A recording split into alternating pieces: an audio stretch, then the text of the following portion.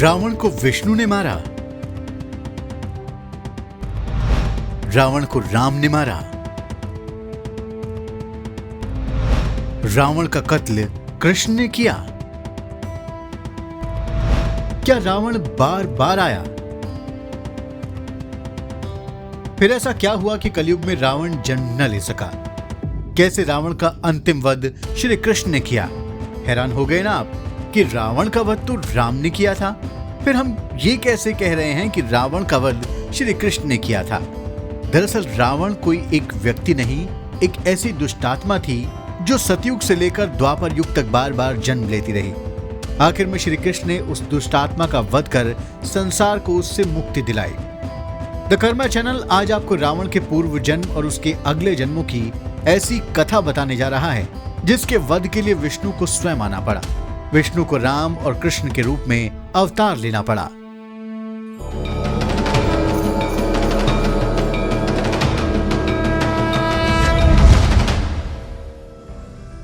श्रीमद् भागवत की कथा के अनुसार बैकुंठ में भगवान श्री हरि के दो द्वारपाल थे जिनके नाम जय और विजय थे।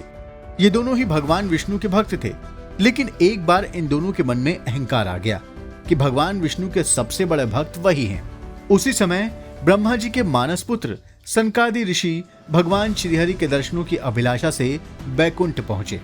उन्हें साधारण बालक समझकर द्वारपालों ने उन्हें भीतर जाने से रोक दिया।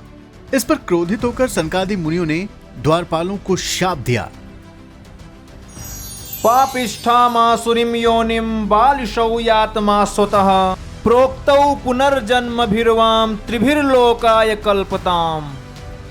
अर्थात शीघ्र ही तुम यहाँ से पापमयी असुर योनि में जाओ। 3 जन्मों में इस शाप को भोग कर तुम लोग फिर इसी बैकुंठ में आ जाना। अब इस शाप को सत्य होना था। सो पृथ्वी लोक में इनको लेकर तैयारियां शुरू हो गई। सतयुग में ऋषि कश्यप की भार्या अदिति ने पुत्र प्राप्ति के मकसद से एक दिन अपने पति को खूब रिझाया। काम वासना अदिति पर इस कदर सवार थी कि उसने कश्यप जी के लाख समझाने पर भी अपनी जिद नहीं छोड़ी। भविष्यतस्ता वा भद्रा व भद्रे जाठराधमौ लोकान् सफलां स्त्री चंडी मुहुरा क्रंदयिष्यतः। कश्यप जी यहाँ अपनी पत्नी अदिति से कह रहे हैं, अमंगलमयी चंडी तुम्हारी कोख से 2 बड़े ही अमंगलमय और अधम पुत्र जन्म लेंगे।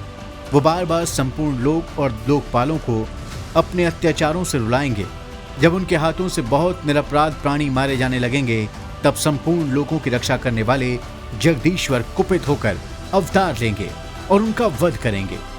ये सब सुनने के बाद अदिति को कोई शोक नहीं हुआ, बल्कि उसे खुशी हुई कि उसके पुत्र भगवान के हाथों मारे जाएंगे।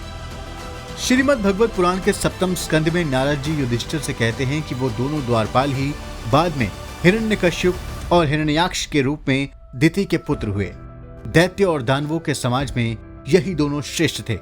विष्णु भगवान ने वाराह अवतार लेकर पहले हिरण्याक्ष का वध किया और इसके बाद नरसिंह अवतार लेकर हिरण्यकश्यप का वध किया। लेकिन ऋषियों के शाप के कारण उनकी मुक्ति नहीं हुई थी और उन्हें अभी 2 जन्म और लेने थे। सो जय और विजय ने त्रेता युग में रावण और कुंभकर्ण के रूप में फिर जन्म लिया। ततस्तौ राक्षसौ जातौ केशिन्यां विश्रवः सुतौ रावणः कुंभकर्णश्च सर्वलोकोपतापनौ। नारद जी कहते हैं कि हिरण्याक्ष और हिरण्यकश्यप ही विश्रवा मुनि के द्वारा कैकसी के गर्भ में राक्षसों के रूप में पैदा हुए। उनका नाम था रावण और कुंभकर्ण। इस बार भी भगवान ने दोनों का वध किया। इस बार भगवान विष्णु ने श्री राम के रूप में अवतार लिया और रावण और कुंभकर्ण का वध कर अपने भक्तों जय और विजय के शापों से मुक्ति के लिए अगला चरण पूरा किया। अब उनके तीसरी बार जन्म लेने की बारी थी। द्वापर युग में उन दोनों ने पांडु पुत्रों की मौसी के गर्भ से जन्म लिया। ताविहाथ पुनर्जातौ शिशुपालक रूषजौ। नारद जी कहते हैं कि वो ही अब इस युग में शिशुपाल और दंतवक्त्र के रूप में पैदा हुए। शिशुपाल और दंतवक्त्र दोनों ही भगवान श्री कृष्ण को अपना शत्रु मानते थे। सनकादि ऋषियों के श्राप स्वरूप इस बार भी दोनों ने भगवान के हाथों ही मृत्यु पाई।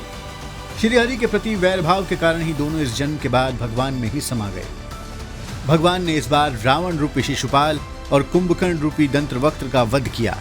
इसके बाद जय और विजय को पूरी तरह से शाप से मुक्ति मिल गई। यही वजह है कि रावण को कलयुग में अवतार लेने की जरूरत ही नहीं पड़ी, लेकिन रावण रूपी दुष्टता आज भी कई लोगों में कायम है। जय श्री राम।